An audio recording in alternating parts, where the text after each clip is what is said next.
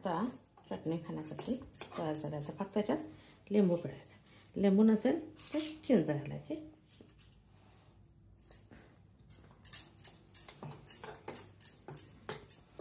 आपल्याला पाण्याची क्वांटिटी केवढी पाहिजे तेवढी वाढवायला येते, कमी करायला येते. आमच्या घरी थोडी घट्ट चटणी लागते म्हणून पाणी जास्त घालत नाही. थोडंसं हे भांडं वितळून घालायचं.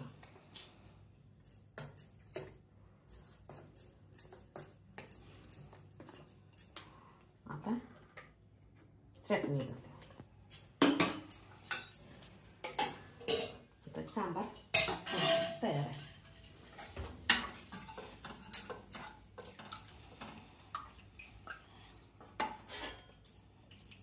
सांबार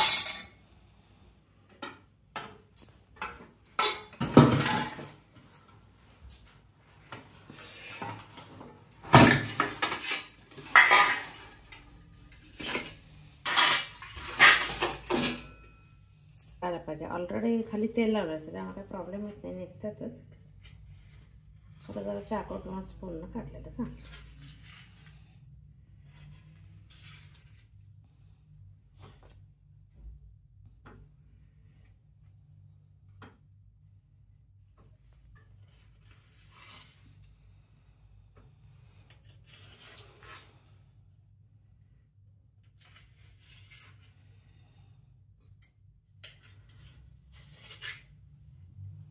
तर लाईक शेअर करा.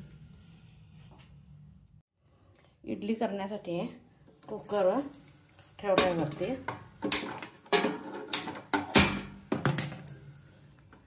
बारीक करून घेतले. आणि सांबार करण्यासाठी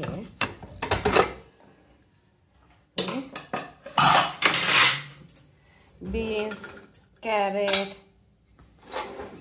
कॅरेट, मटार आणि डाळ घातली. बटाटा आणि टोमॅटो. बटाटा आम्ही जास्त वापरत नाही, म्हणजे होता होईल तेवढं मी अवॉइड करायला बघते.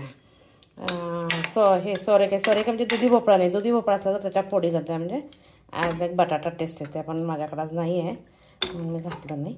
एवढंच मी सांबार करणार आहे. तर पहिल्यांदा काय करते, हे इडलीचं पीठ तयार केलं आहे. ह्याच्यात आता कॅरेट आणि कोथिंबीर घातली आणि मीठ. आता ह्या सगळ्या प्लेटना तेल लावून घेतले मी. आता मीठ घातलं आहे. मीठ घातल्यानंतर जरा असं हलवून घ्यायचं आणि सगळीकडे मिक्स होते. अशा प्रकारचं पीठ ठेवायचं. जास्त घट्ट पण नाही, जास्त पातळ पण नाही. आता ह्याच्यात पीठ घालायला चालू करायचं.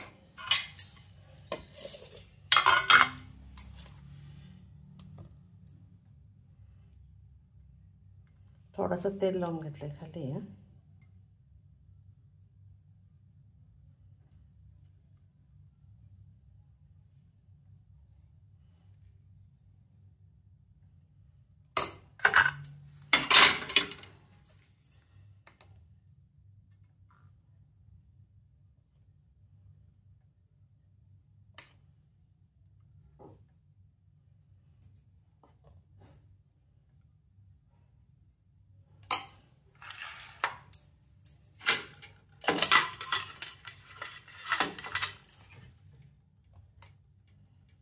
माझ्या टोटल एका वेळी 20 इडली होतात.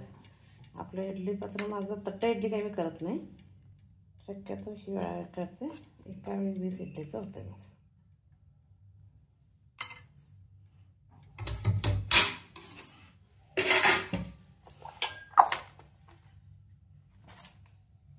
तर मी ठेवून दाखवते.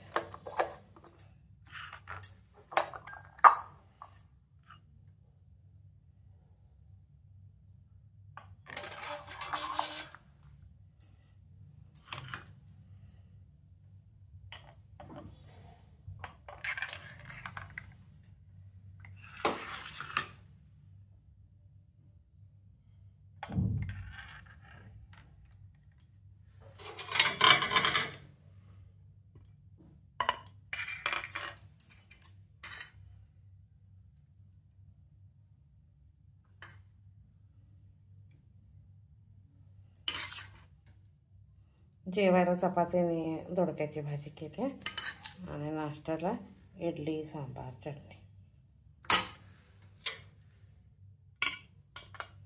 आणि थोडंसंच पीठ आता पाणी वाफायला लागलं. कुकर ठेवला आता आणि थोडंसं गॅस मोठा केला. माझ्या कुकरला विजिल नाही आहे, ते पैसे नाही आहे, म्हणून मी वाटी घालते. सांबार करण्यासाठी हे जरासं रवीने ढवळून घेतलं. आता तेल घातलं आहे, मोहरी, जिरे, कढीलिंब आणि कांदा हे सगळं व्यवस्थित भाजून घ्यायचं. अगदी साध्या पद्धतीने करायला ते पचवायला हलका जास्त मसाला वापरायचा. थोडीशी हळद घालायची.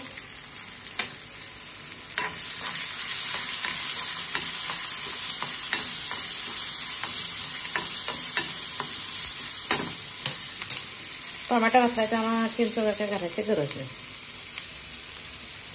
मीठ आणि हळद एवढाच मसाला घालायचा.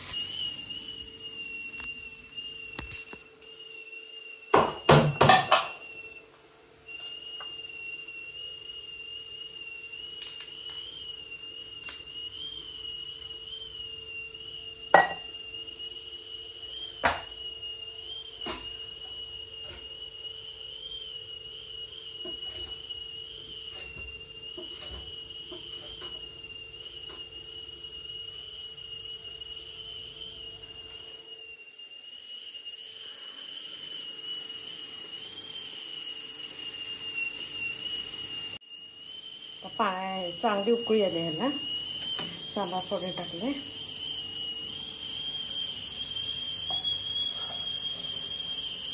आता हे उकळायला घ्यायचं आणि हे करायचं.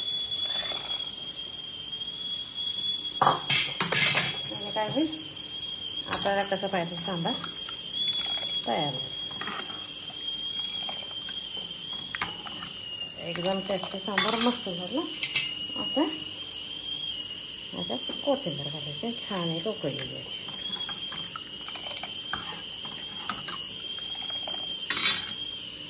मस्त उकळी द्यायची.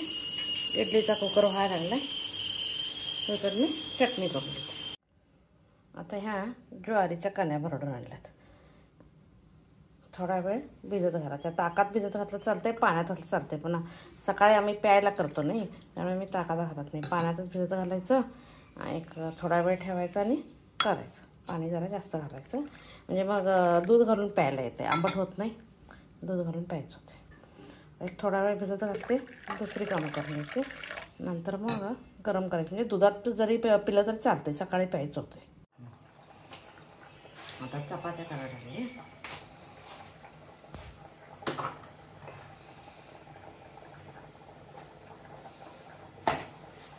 इकडं पाणी गरम करायला ठेवायला लागले. सकाळी हे करतो, लिंबू पाणी पितो आम्ही. त्याच्यासाठी लिंबू पिळायचं आणि पाणी. इकडं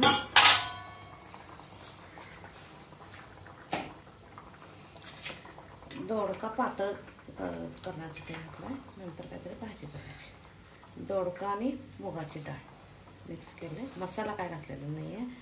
दोडक्याच्या शिरा असतात की नाही, ते आलं लसूण पेस्ट कोथिंबीर एवढं घालतं. पाणी तापू दे. पाणी एक मिनिट पाणी तापलं की हे करून द्यायचं. प्यायला चांगलं असते सकाळी लिंबू पाणी.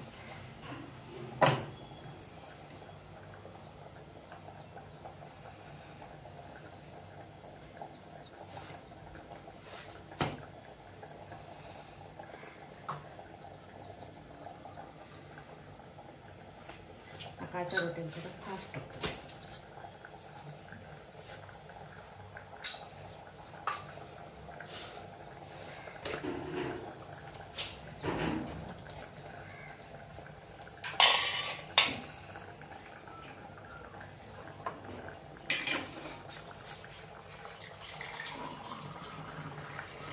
पाणी पिल्यानंतर कागदावरती चहा तुम्ही कसं चालतं.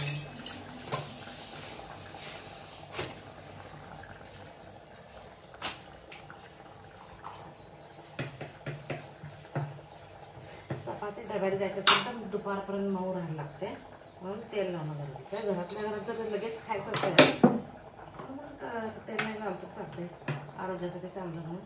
पण जर न तेल लावता केली तर दुपारपर्यंत चांगली राहते. तेल